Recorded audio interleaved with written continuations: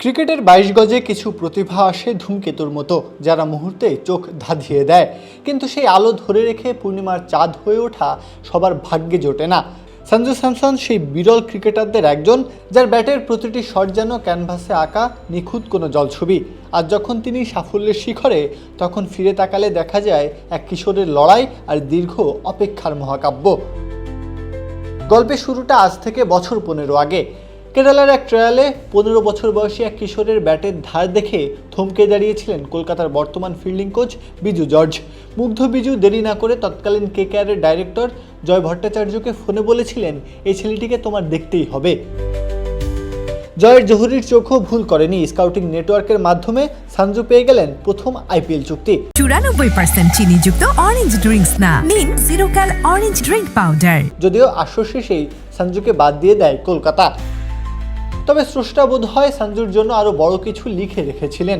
রাহুল দ্রাবিড়ের প্রখর ক্রিকেটীয় বুদ্ধিমত্তা ততদিনে সঞ্জুকে চিনে নিয়েছিল। রাজস্থান রয়্যালসে দ্রাবিড়ের হাত ধরেই ২০১৩ সালে আইপিএল অভিষেক হয় তার।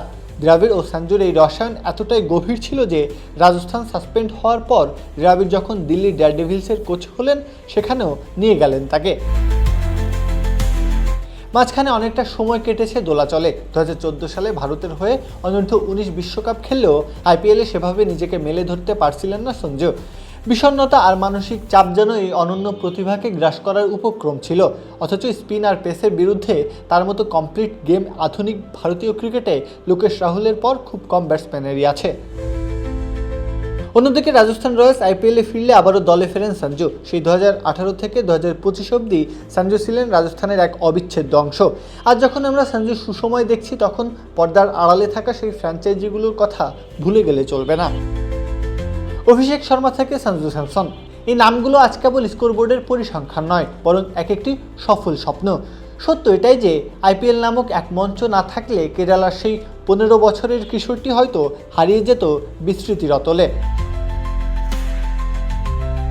গ্যালারির উল্লাস আর আলো ঝলমলে মঞ্চের ওপারে দাঁড়িয়ে থাকা সেই শান্তর দ্রাবিড় বা দূরদর্শী বিজু জর্জরা হয়তো আজ আড়ালে হেসেই তৃপ্ত, কারণ তারা জানতেন জহুরির চোখে ধরা পড়া সেই হিরেটি একদিন ঠিকই নিজের দুতিতে আকাশ রাঙাবে। প্রত্যহ কাব্য, খেলা ৭১।